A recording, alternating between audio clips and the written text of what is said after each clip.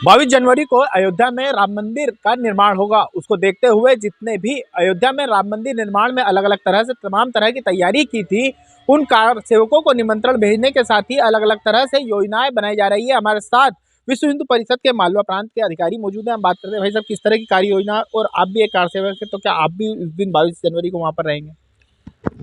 22 जनवरी को जो राम मंदिर का प्राण प्रतिष्ठा हो रही है, जो 500 साल के संघर्ष के बाद एक भव्य विजय प्राप्त की है, उस दिन केंद्र की योजना के अनुसार जो हमारे वहाँ पर मंदिर निर्माण ट्रस्ट हैगा, उन्होंने संतों को और कुछ विशिष्ट व्यक्तियों को ही आमंत्रण किया गया है।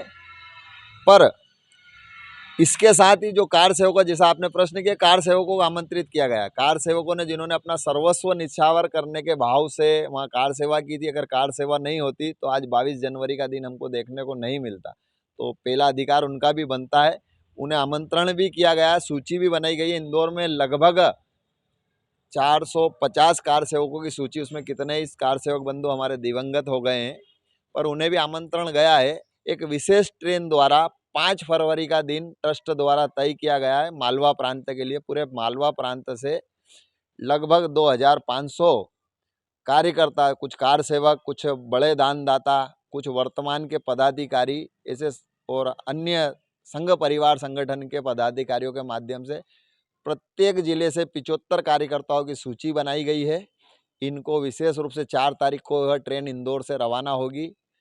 5 तारीख को इनको दर्शन कराए जाएंगे और ट्रस्ट द्वारा वहाँ पर इनको रुकने की व्यवस्था, दर्शन की व्यवस्था रहेगी, और 6 फरवरी को वापसी होगी।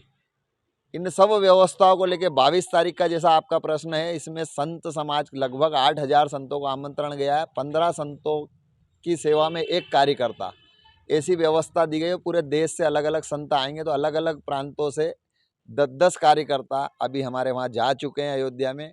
10 कार्यकर्ता फिर 4 जनवरी को जाएंगे, फिर 14 जनवरी को जाएंगे। इस तरीके से लगभग मालवा प्रांत से 50 कार्यकर्ता इस सेवा में लगेंगे, और वहाँ अति संवेदनशील स्थिति रहेगी। देश के माननीय प्रधानमंत्री मोदी जी भी वहाँ उपस्थित रहेंगे। इसलिए अभी समाज जन से एक ही आग्रह किया गया है कि जब भी आपको समय मिले और वहाँ व्यवस्थाएं पूरी तरीके से चाक चौबंद हो जाए, तब आप दर्शन के लिए आइए।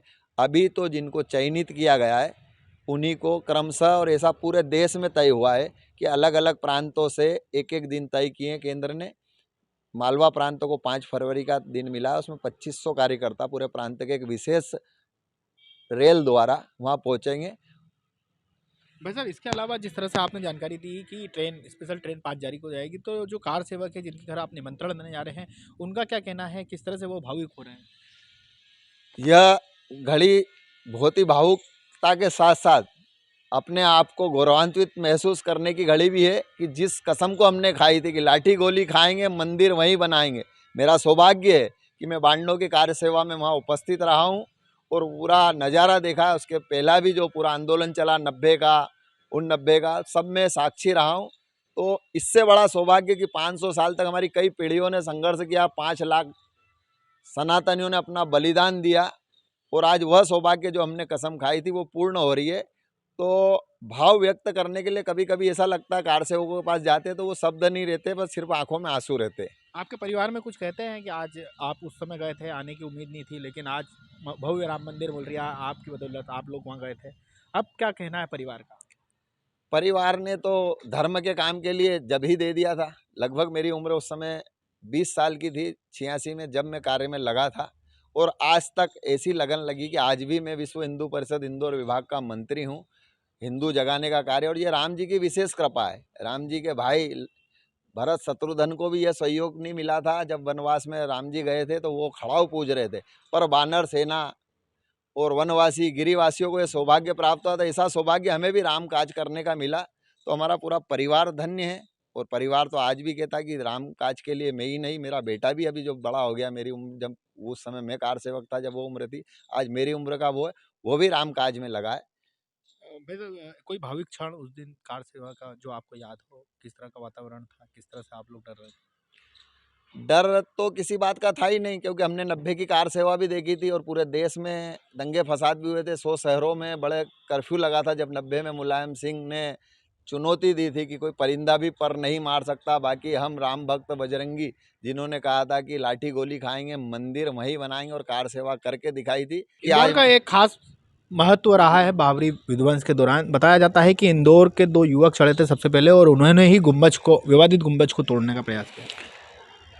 कार सेवकों में वहाँ इतनी अफरा तफरी थी और कार्यकर्ताओं में इतना जोश था। हमारे वरिष्ठ नेता वहाँ बड़े बड़े जो बैठे थे, आडवाणी जी जैसे, और ये इनका आग्रह हो रहा था माइक से लगातार कि हम सिर्फ कार सेवा, प्रतीकात्मक कार सेवा करने आए, किसी प्रकार की तोड़फोड़ नहीं करना।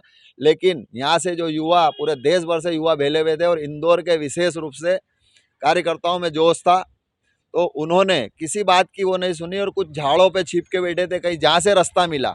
और वास्तव में जो आप कह रहे हो कि इंदौर की भूमिका रही है, कार सेवा में भी भूमिका रही है, और उसके बाद जो रामलला की अस्थायी पर्णकुटी बनाई गई थी, वह भी इंदौर के कार्यकर्ताओं ने बनाई गई थी। कि रात को लगभग 1:30 बजे अनाउंसमेंट हुआ कि प्रशासन वापस से यहाँ पर मस्जिद बना सकता है, इसलिए रामलला को विराजित करना है। तुरंत जो भी है वो वहाँ पहुँचे। तो कुछ कार सेवक जो यूपी, बिहार और आसपास के थे, वो शाम को कार सेवा के बाद चले गए थे। लेकिन हम इंदौर के और मालवा के इधर के जो कार्यकर्ता थे, जिनकी रेल अगले रोज थी, इसलिए रात में वहीं रुके थे। जैसे ही घोषणा हुई तो लंबी 1 किलोमीटर दूर सारी सामग्री रखी हुई थी, लाइन से खड़े हो गए, रेती, गिट्टी, चूना, और तुरंत लेवल करने का काम चालू किया गया। और इंदौर के जो बाबा सत्यनारायण मौर्य, जो भारत माता की आरती का कार्यक्रम करते, उन्होंने दीवालों पे अपना पूरा इसका प्रचार प्रसार किया था। वो पेंटिंग करते थे। उस समय तो उनका कुछ बैनर रखे थे, कपड़े रखे थे। उससे तुरंत रामलला का वापस से अस्थायी उस पर्णकुटी का निर्माण किया गया। उसमें हमारे कार्यकर्ताओं की भूमिका रही। इसलिए विशेष रूप से जो अस्थायी मंदिर का, जब जो पिछले लगभग 32 साल तक रामलला वहाँ विराजित रहे, उसमें इंदौर के कार्यकर्ताओं ने ही उस पर्णकुटी का निर्माण किया था। ये थे हमारे साथ राजेश बिंजवे, जो कार सेवा में उस समय मौजूद थे और इनको भी 22 तारीख का निमंत्रण मिला है और ये भी वहां पर जाएंगे इंदौर से। TV9 भारतवर्ष के लिए संदीप मिश्रा।